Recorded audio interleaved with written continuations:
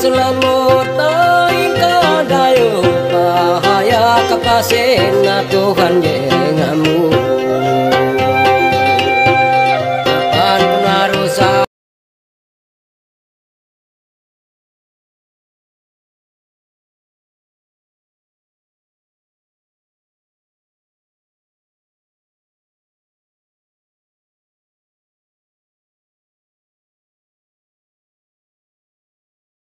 Assalamualaikum warahmatullahi wabarakatuh.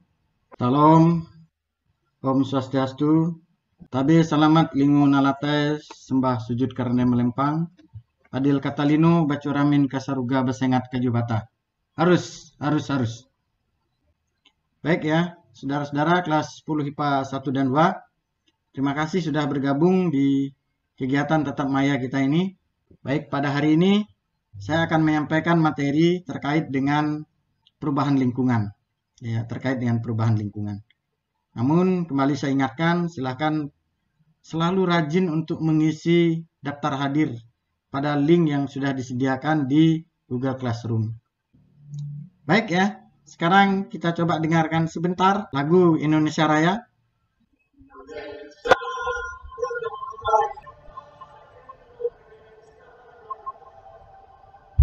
Baik, sekarang silahkan Anda tulis 1-2 kata di kolom chat apa yang Anda rasakan saat kita mendengarkan lagu Indonesia Raya. Kita akan lanjutkan pembelajaran kita. Coba Anda perhatikan kembali perubahan lingkungan akibat ulah manusia ini ya. Ada yang mau bercerita? Apakah lingkungan ini bersifat positif atau negatif? Bermanfaat atau merugikan bagi lingkungan?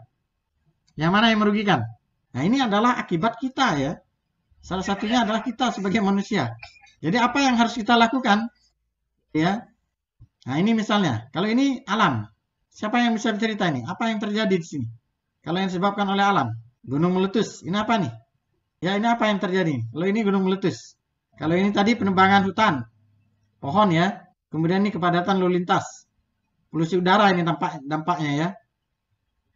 Kalau ini dampaknya adalah banjir nanti. Kalau ini adalah pencemaran udara, pabrik, ya, asap pabrik. Kemudian ini adalah pencemaran air. Ini adalah pencemaran tanah. Apa nih? Sampah. Ini pencemaran suara.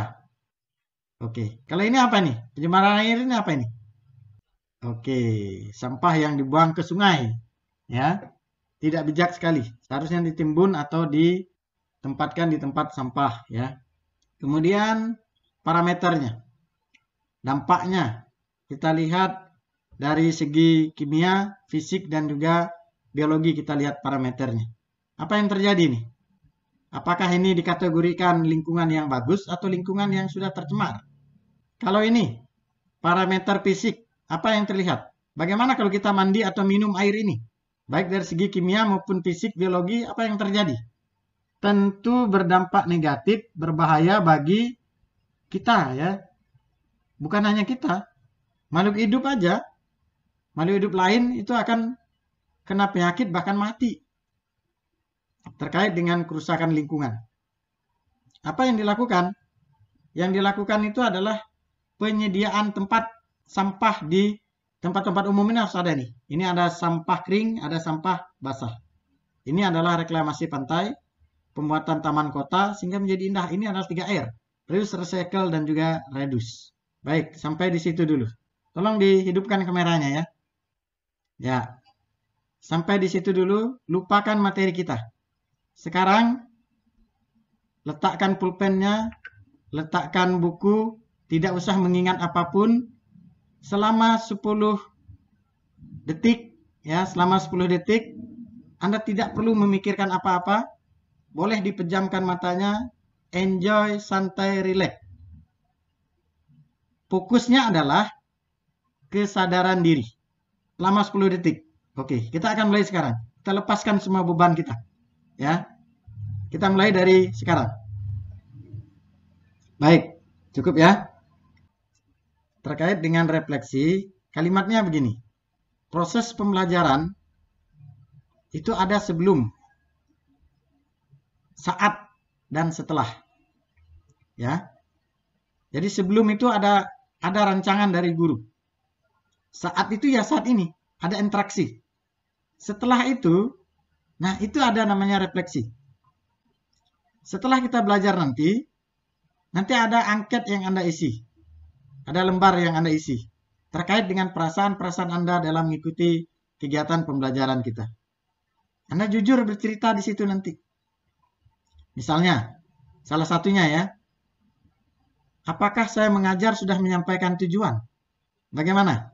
Apakah saya mengajar sudah menyampaikan tujuan? Bagaimana Fatma? Ya. Apakah Anda paham dengan tujuan itu? Satu ya. Yang kedua, apakah dalam proses pelaksanaan pembelajaran kita ingin mencapai tujuan pembelajaran itu? Loh, bagaimana mungkin Anda kekal puas, Anda tidak punya tujuan? Paling tidak, Anda jalan-jalan ke KP3. Orang nggak punya tujuan, dia mau ngapain? Suatu kegiatan pembelajaran, yang paling penting itu rumusan tujuannya dulu. Maka ngawur kalau belajar itu tidak ada tujuannya. Mau dibawa kemana kita? Sama naik pesawat juga begitu. Tujuannya arah kemana? Ya kan? Pilot itu sudah diukur dia. Kalau ketinggian kamu sekian. Ketinggiannya itu 4.000 kaki. Kalau turun itu harus izin dulu. Kalau enggak nabrak. Jangan dikira di atas sana pesawat itu jalannya lurus-lurus saja. Karena nggak ada aspal. Ya kan gitu ya? Itu ada aturannya. Semua ada aturannya. Nah, jadi itu salah satunya.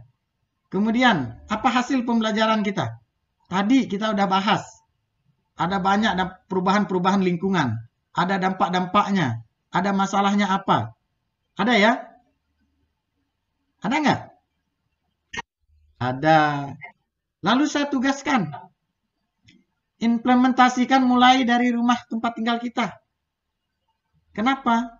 Kalau kita bergerak peduli lingkungan mulai dari rumah tempat tinggal kita, dan itu dilakukan oleh semua manusia ya, semua warga di bumi ini akan selamat. Artinya apa? Terpenting itu mulai dari refleksi diri kita. Ya, bergerak dari diri kita. Pak Jokowi nggak bisa apa-apa. Dia juga manusia.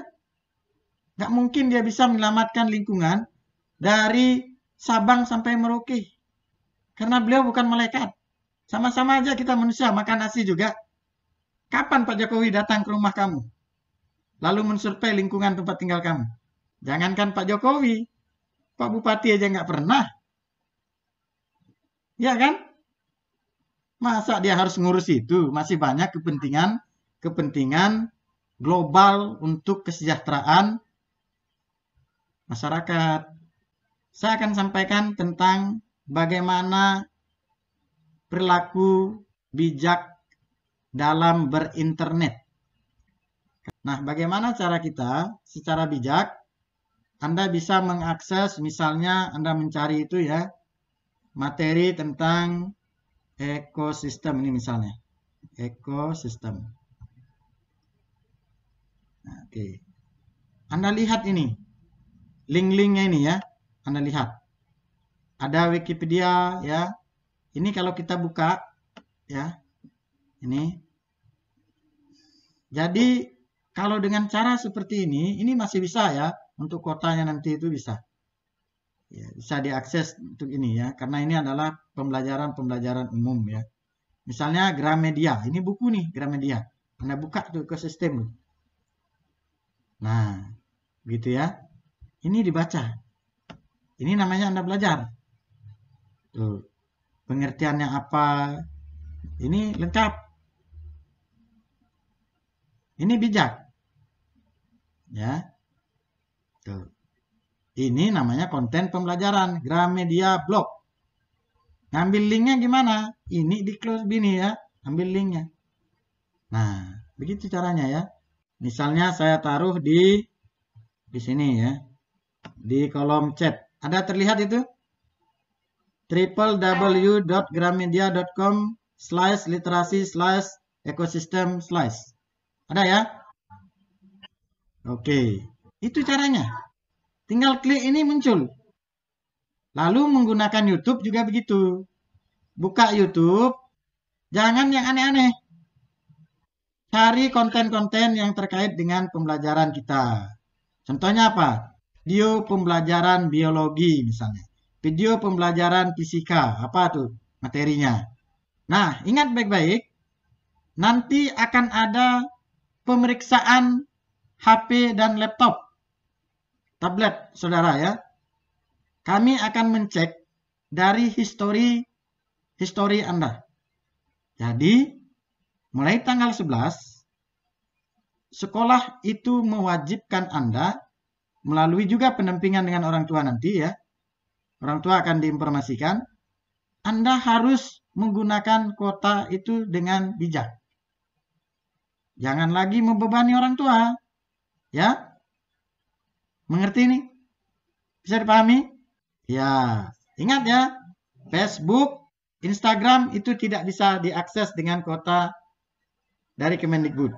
Itu sudah ada aturan. Dan semua website-website yang bersifat hoax dan juga website-website pornografi tidak bisa diakses dengan kuota Kemendikbud. Itu sudah ada aturannya. Ya, sudah ada kemarin itu ya. Jadi melalui Kementerian Informasi dan Komunikasi itu sudah dilakukan kerjasama dengan kementerian ya. Dan itu cukup besar kuotanya nanti ya. Kuotanya cukup besar. Kalau tidak salah 12 GB itu ya per bulan itu. Kalau Anda bijak menggunakan untuk Classroom, untuk Google Meet kita ya, untuk akses materi, saya yakin lebih dari cukup itu ya. Lebih dari cukup. Oke, ada yang mau ditanyakan? Dan ini kembali lagi saya ingatkan yang terakhir ini ya, terkait dengan bagaimana tugas. Kemasan tugas itu selalu saya ingatkan karena kita ini belajar bukan asal-asalan ya. Ada kemasan sampulnya, ada struktur isinya, ada simpulannya, ada referensinya, ada dokumentasinya, ada ketepatan waktunya. Anda boleh revisi atau perbaikan sampai dengan akhir semester 2 ini. Tapi jangan maksa saya untuk langsung menilai. Kirim saja ulang pada, ada catatannya. Anda tidak boleh terlambat saat mengirimkan tugas. Itu Anda boleh revisi. 1. Penilaian harian tidak boleh direvisi. Karena penilaian harian itu ada remedial. Ya. Ini contohnya misalnya. Kemasan sampulnya. Nah, ini ya. Ini contohnya. Sehingga kita memiliki karakter. Itu poin-poin yang bisa saya sampaikan. Ya. Sekali lagi terima kasih sudah mengikuti pembelajaran kita. Belajarlah dari hati, belajarlah untuk menata masa depan. Ya. Jangan belajar untuk menipu orang tua. Ya. Apalagi itu pasti dimulai dari menipu diri sendiri. Ya. Yang paling susah itu adalah tidak berbuat dosa pada saat berada sendiri. Sekali lagi saya ulangi itu ya. Yang paling susah itu adalah tidak berbuat dosa pada saat sendiri. Ingat tuh baik-baik. Pada saat Anda mampu tidak berbuat dosa, pada saat Anda sendiri, yakin aja pada saat Anda bersama orang banyak, Anda pasti bisa. Kata-kata budaya yang selalu saya senang saya sampaikan sebagai pilar kata-kata budaya SMA Negeri 1 Basarang di program pendidikan guru penggerak adalah cara menyahut, cara merespon tanggapan terhadap orang yang lebih tua, guru, orang tua kita adalah dengan kata inggih. Saya tidak akan respect dengan anak ya terhadap guru, orang tua. Baiklah Pak, baiklah Bu, oke Pak, oke Bu. Ya, itu bukan budaya timur kita. Dan itu adalah kearifan lokal kita SMA Negeri 1 Basarang. Ya, itu adalah kearifan lokal kita. Ya, jadi jangan diubah-ubah. Begitu Anda menggunakan kata-kata inggih, berhadapan dengan orang yang belum Anda kenal pun, orang tua itu sudah welcome dengan Anda. Kalau Anda calon menantu, pintu rumah itu akan terbuka. Tapi selamat lingun late, salam sujud karena melempang, adil kata lino, bacuramin ka sorga, besengat kaju bata. Harus. Kami CGP dari SMA Negeri 1 Basarang Angkatan 1 tahun 2020. Saya Madi Pujangga SPD akan menyampaikan refleksi aksi nyata terkait tentang modul pembelajaran sosial dan emosional terintegrasi dalam pembelajaran berdiferensiasi. Refleksi terdiri dari 3 bagian. Yang pertama adalah tentang perasaan saya sebagai CGP pada saat merencanakan dan melaksanakan aksi, pembelajaran yang saya dapatkan dari aksi dan perencanaan untuk memperbaiki pembelajaran. Perasaan saya sebagai CGP pada saat merencanakan dan melaksanakan aksi, nah, kita mengetahui bahwa kondisi negara kita saat ini sedang dalam pandemi bahkan dunia. Nah, sehingga solusinya adalah PJJ, baik daring, ya, sinkronus maupun asinkronus. Dan asinkronus yang juga sesuai dengan pemanfaatan IT, maka kita harus mengkombinasikan dengan rancangan pelaksanaan dan evaluasi, yakni pembelajaran berdiferensiasi berbasis pembelajaran sosial dan emosional. Apa yang disampaikan dari pembelajaran berdiferensiasi? Bahwa mengarahkan pada tingkat kesiapan, minat, dan profil belajar yang berbeda-beda. Nah, kemudian pembelajaran sosial dan emosional ini terbagi dalam 3 ruang lingkup, rutin, terintegrasi dalam mata pelajaran, dan protokol. Tentu pembelajaran berbasis KSE ini akan mengakomodir 5 kompetensi sosial dan emosional dalam 3 ruang lingkup rutin, terintegrasi, dan juga protokol sesuai dengan jenjang pendidikan masing-masing. Nah, pembelajaran apa yang akan saya dapatkan dari aksi ini? Bahwa diferensiasi pembelajaran bukan hanya dilakukan dalam 3 bentuk konten proses produk, tetapi juga tentang diferensiasi lingkungan belajar. Dari apa yang kita pelajari bahwa pembelajaran berdiferensiasi akan mengubah pola pikir. Mengajar yang baik menjadi mengajar berdiferensiasi yang lebih baik lagi. Bagaimana pembelajaran yang baik dan pembelajaran diferensiasi yang baik? Bahwa pembelajaran berdiferensiasi membuat rancangan peta kebutuhan belajar berdasarkan minat. Tujuan pembelajaran akan terasa perbedaan pada saat kita menerapkan sistem pembelajaran berdiferensiasi dan dituangkan ke dalam RPP. Sistem pembelajaran ini menyampaikan fakta bahwa strategi yang harus dilakukan harus mencerminkan pemahaman murid dan tujuan pembelajaran. Pembelajaran berdiferensiasi esensinya adalah bagaimana menumbuhkan minat bakat dengan mengakomodir minat dan juga bakat dari anak-anak, kemudian nantinya akan menuju pada muara karakter yang baik, yaitu karakter profil pelajar Pancasila. Pembelajaran sosial emosional ini adalah kolaborasi yang nantinya diharapkan mampu mengelola emosi, mampu membentuk tujuan positif, menumbuhkan empati, mempertahankan, bahkan menumbuhkan, membangun hubungan positif, dan membuat keputusan yang bertanggung jawab. Perencanaan untuk memperbaiki pembelajaran di masa yang akan datang adalah membangun komunikasi dengan WA, WC, Google Classroom dengan murid, kemudian membangun komunikasi dengan orang tua, sehingga nanti ada pendampingan di rumah baik melalui pembelajaran sinkronus maupun asinkronus. Kemudian inovasi dalam menyajikan materi tentu dengan mengakomodir semua kebutuhan baik visual, audio maupun kinestetik yang lebih menarik, tentu dengan pembelajaran yang interaktif juga, misalnya diskusi interaktif. Dan yang paling penting adalah bagaimana mengimplementasikan lebih mendalam lagi, ya, menularkan tentang bagaimana pembelajaran berdiferensiasi berbasis pembelajaran sosial dan emosional.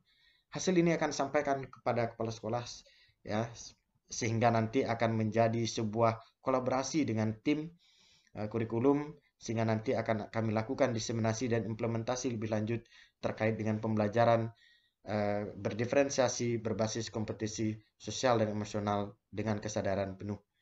Syukur kepada Tuhan, niat baik di balik kesini dilancarkan.